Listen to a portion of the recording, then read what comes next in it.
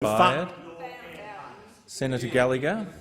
Thank you, Mr Acting Deputy President. I too rise to make a contribution in this debate. And I want to say at the outset that there are some judicial guidelines around conduct of judicial officers, and basically they go to the merits of whether you need to sever the ties with your political party of choice.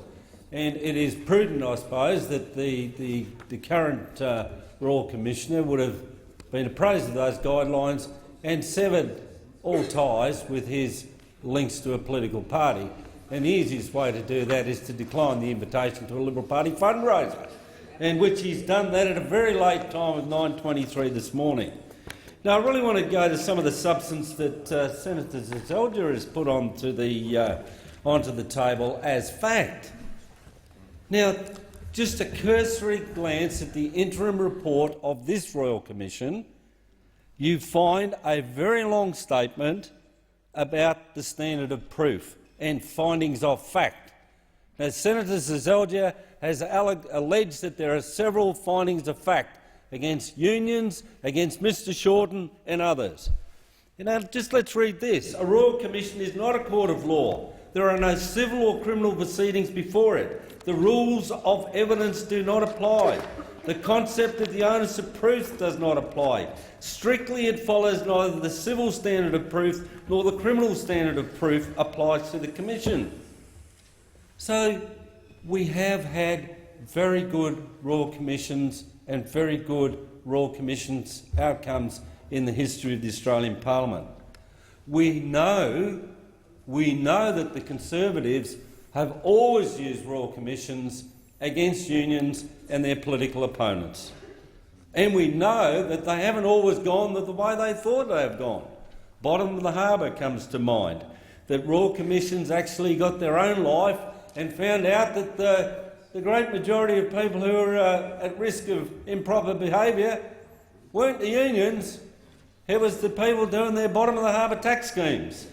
And we know that this Commission has taken an enormous amount of evidence. I know from my personal experience as a former president of the Transport Workers Union, as a former secretary of the South Australian Northern Territory branch, that multiple copies of approximately 7 years of financial records were subpoenaed and trucked all the way to the Royal Commission for forensic examination.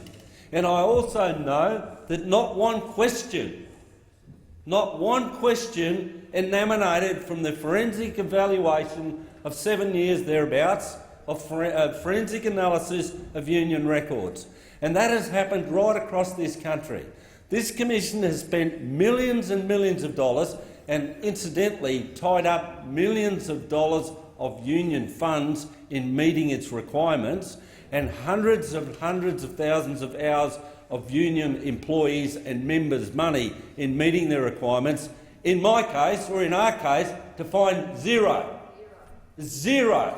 And they have tuned in to some peripheral activities, mainly outside of the bread and butter work of unions, which is representing their members and getting deals done.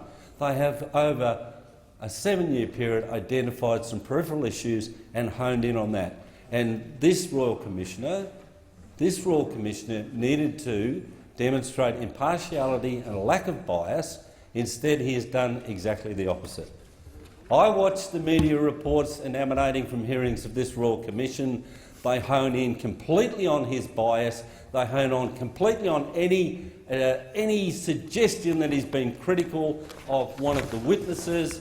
They publicise that. Your Paul Murrays of the world just give it a Guernsey. They act as if it's a earth-shattering revelation.